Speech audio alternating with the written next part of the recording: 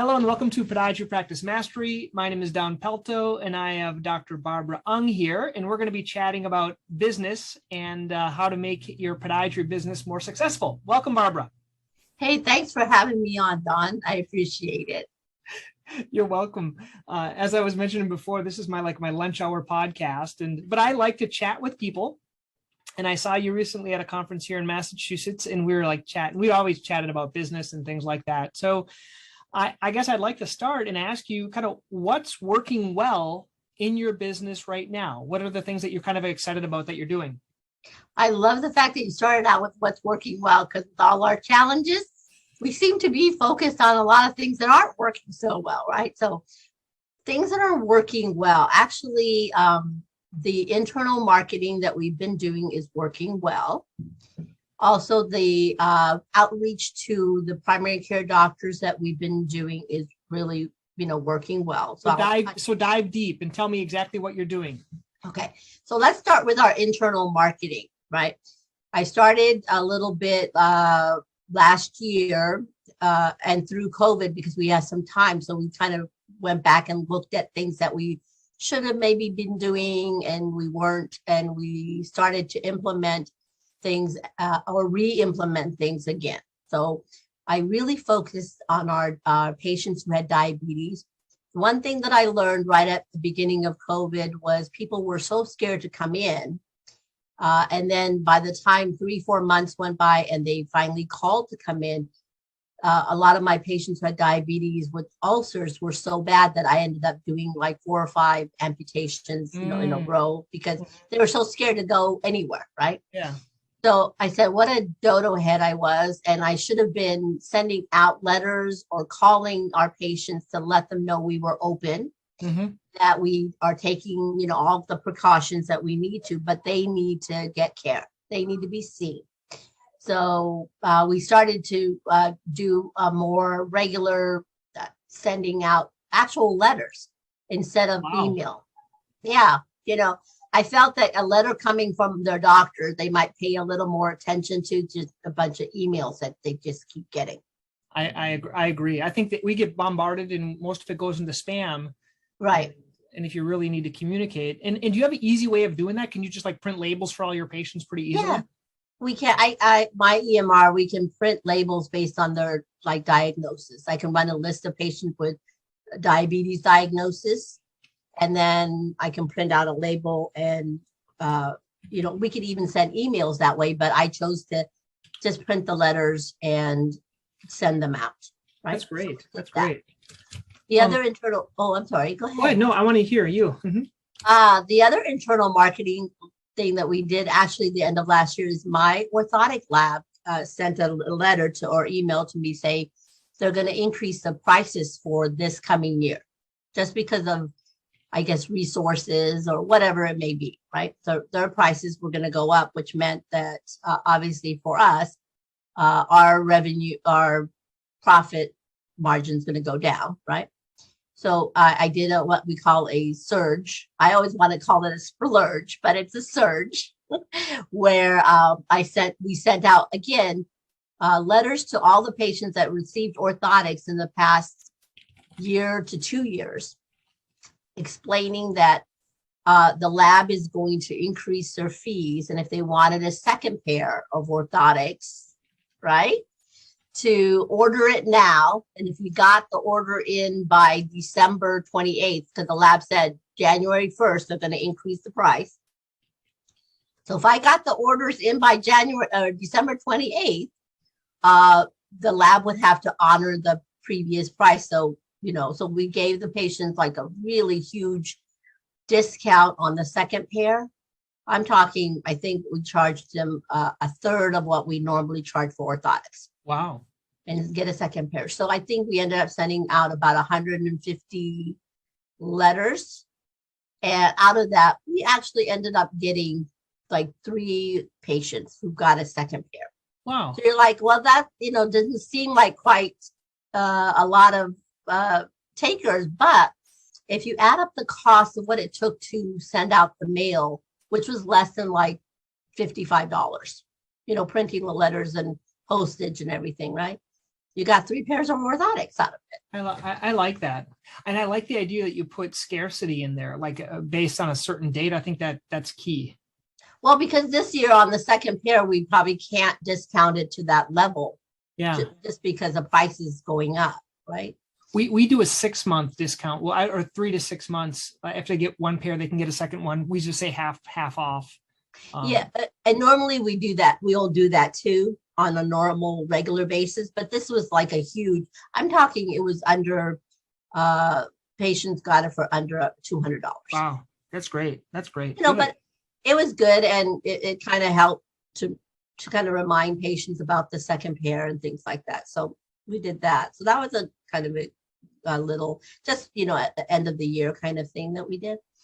The primary care doctors, I've been doing this now for about a year, where I was originally going out during COVID, actually going out to primary care offices because they weren't letting a lot of people in. However, me and my little doctor suit, you know, my scrubs and my white coat and my hospital badge, I can get into a lot of the waiting rooms at the doctor's offices. Of course, wearing the mask and everything, right? So I would take the newsletter. It's the doctor newsletter. And I would leave a newsletter for the primary care docs for them to read and kind of learn a little bit about different topics in podiatry, ingrown toenails. And I do Onifix. So one of the newsletters is about Onifix and how now we have a way to treat ingrown toenails without surgical intervention, et cetera. So just different topics every month, and I would just take them to the primary care offices. Tell me about your newsletter. Do you do it? Do you write it? Does someone else write it? Well, some topics I do write it, but I actually purchased a lot of the content from Chris Milkey. Yep. Good. Yeah, he does great with marketing. Yeah. Well, I tried to sit there and write it, but you know how it is. You do all those videos and you know how long it takes, right? Even though I may have the knowledge, I don't want to sit there and write 12 months worth of stuff. Whereas you can get it. And then do you email them? Do you print them as you print them? Yeah, for the doctors, I print them because we take our top 20 doctors and I started out with like top 5 doctors. Then I kind of expanded out to maybe top 12 doctors, right? And then now we're up to like top 20 doctors. It's not really the, does Chris design the whole newsletter, or does he just give you the copy and you have to put it into your own format? No, he has a format on there, but I'm wanting to change the format because he has the picture of a male doctor on top. I'm like, wait a second, that's not me. I mean, I want a female doctor up on top, right? So I have to redesign that the top. Yeah. I've been doing newsletters, and what we did with our medical record is I printed out who was producing more than 10,000 per year for us. And so those doctors, we send an actual print one to them, and actually anyone over a certain amount, because it cost me about $2 per letter to send out, and they design it and send it for me. Oh, nice. I do a Google sheet with it, and so I can keep adding to it. And then I tried to do it myself, but I wasn't that organized. And this way they hound me for an article a month, and the other one is pre-made copy.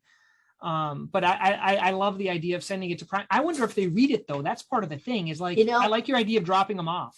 They do read it because sometimes occasionally they'll step out of the treatment room and come say hi. And they're like, thanks for that, or this, That's so good.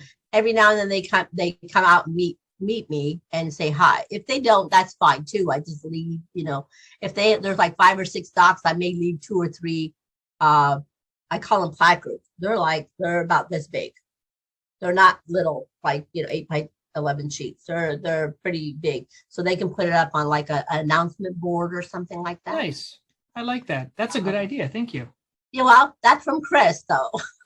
Not just my idea, right? But his content is great, but every so often I won't use his content for that month, and I'll put in something of my own because we have the template already, or at least my printer has a template, and I just send him the content, and then they kind of put it in there I get to review it, make sure I didn't spell something wrong, whatever. And then they print it, they deliver it, and then we just, yeah, my printer still delivers to my office. And then we just send it out. I did have 2 volunteers that were actually doing this for me. One was a nurse, a PACU nurse that retired, that she just loved me, thank God. And she said, hey, I'll come and volunteer a few hours for you every month. And so she would come in, pick them up, and go take them out and deliver them for me. And then she left. And then I had another patient. She was a patient I did surgery on. And again, she said she used to work in a doctor's office. She was an office manager. And she has retired. And she says, hey, I need to get out of my house every now and then. So can I come volunteer? Which was perfect because my nurse she left to go back east to move with her children. And then so this patient volunteer, she would go out and take all this stuff out. But now she recently had to give it up because her children wanted her to stay home more. She was spending a lot of time at the office because she really actually had fun with the staff and everything. So she was here a lot.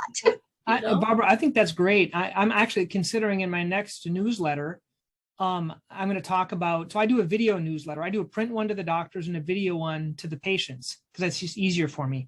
And I'm going to talk, there's a local college here that anyone over the age of 60 gets free classes. So I'm just going to tell them about that. But then I'm thinking about adding, hey, if you guys want some volunteer, you need something to do, we have some volunteer opportunities. That's a great idea. What I've used in the past is local colleges like MBA colleges. They're usually looking for interns. So I've had them do some work. I've kind of hit some misses.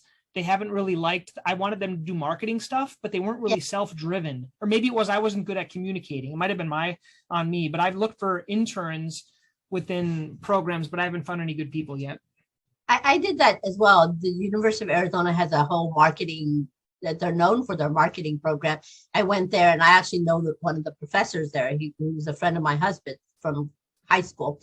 And I went into their class, explained what we were looking to do, a little project. And it was actually to get like my LinkedIn and some of my social media started at that time. So we had a couple of volunteers, but when the semester ends or they have finals or whatever, they lose interest and they don't really want to do it, right? Unless you pay them, yeah. Unless you give them a paid intern job, right? Then it's more. So I'm not doing that, but I'm looking at maybe going to the high school and seeing if there's some high school kids that after school that might want that's a good idea. I think if you get a good one, I've even thought about podiatry schools like residents. Their residents are a little busy. Podiatry students are a little busy. What I would like, and I'm just saying it here because you never know who's going to be listening, is I have so much stuff I want to listen to and learn. I would love someone to listen to it and do like cliff notes on it and then give it to me.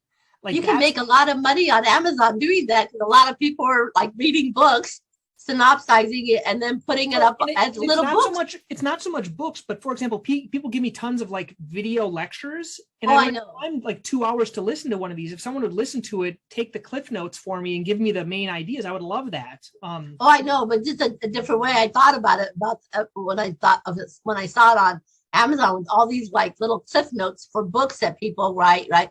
The normal authors write the book, but then all these other people are writing a book, not really a book, but like a little teeny manual about the book, and they're selling it on Amazon. It's smart. Well, because I think it's smart. Wow, that's great. So those are kind of the fun things that you're doing. That's great. Give me some other, for people that are listening, what are some tips that you have to help business and in personal life? What are tips that are working for you now that maybe people don't know about that are working well for you? I don't know. I know that my husband says that I'm constantly working, whether I'm working or not working, right? So if I'm out and about and I see something for work, I'll just do it. I'll just, right then and there do like buy something or go research something, or I'll just do it then. So it's not that I know that a lot of the gurus say, dedicate time to do this and that. I do that some, but if I have a notebook, it's grown bigger. So this is now my notebook. It used to be a smaller notebook, but I have that with me in my bag all the time. And if I get well, there you go. If I get an idea, I put things down, right? And then I go cross them out as I do them. And I do them at different odd times of the day, in the middle of the night because I can't sleep, or something. That doesn't happen as much really anymore. I sleep a lot. And then, so I just kind of keep notes going and thoughts going. If I see a book I want to read, I just jot it down. Me too. If I don't have that, I put it in my phone. So I have the little note list and I just keep writing lists. So I have a lot of lists. And in fact, the funny thing is starting this over the new year, I consolidated like 4 or 5 different notebooks because I have them everywhere, right? I consolidated them and put them into one book, with one page, sometimes 1 page per idea or 1 or 2 pages per idea. A list for your lists.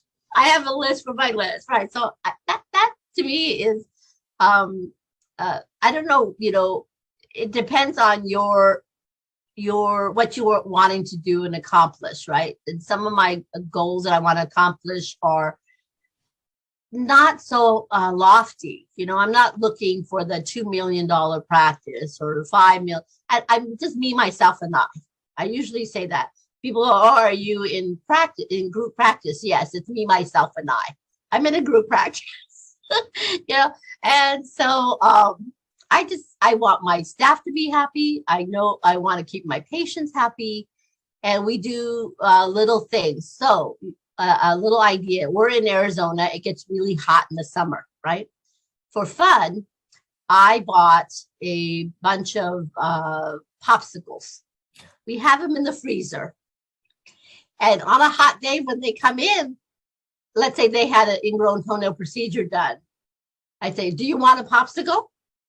And some people do. And if they have children with them, we give them popsicles instead of lollipops.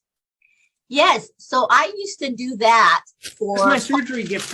Yes, for surgery. That's what I used to do for surgery gifts like that. But now what I do is I could go get one. It's a bag with our logo colors and logo on it. But inside I put movie popcorn, a box of the movie candy, and a word book, like a word puzzle keep them book. Busy. Yeah. With our pen, with our logo information. I like that. On it, right inside that little bag. And I take him to surgery with me. I don't give it in the office. Me too. And a lot of people want to give it in the office, either pre-op or when they come in for their first post-op. No, I take it to surgery and I give it to them in ambulatory surgery or packing. And all the staff mention it. Yes. So they all want that. So one of the things I did is as a Christmas gift for the OR staff, because I usually buy tins of cookies, right? I may buy 3, 4 big tins of those cookies and leave them there. So one year, and I couldn't do 300 of them, but they had like 50 people on for that one particular day that I'm going to be in surgery, whatever. We made up gift bags and we gave them. I'm like, now you don't have to have surgery to get a gift bag, because they kept saying that. Oh, I'm going to have surgery to get a gift bag. Well, the same thing. Yeah, I love that. I love that. We just did that. So everybody there knows me as the lady who gives out these gift bags. Even the anesthesiologists are like, oh, you're always so nice to give these gift bags. I've been doing that since I started practice. Nobody told me that. But it was when we had Blockbusters, which I love. So I would buy that big popcorn bucket that, and in there I would give a $5 Blockbuster card and movie candy. And I was giving that, right?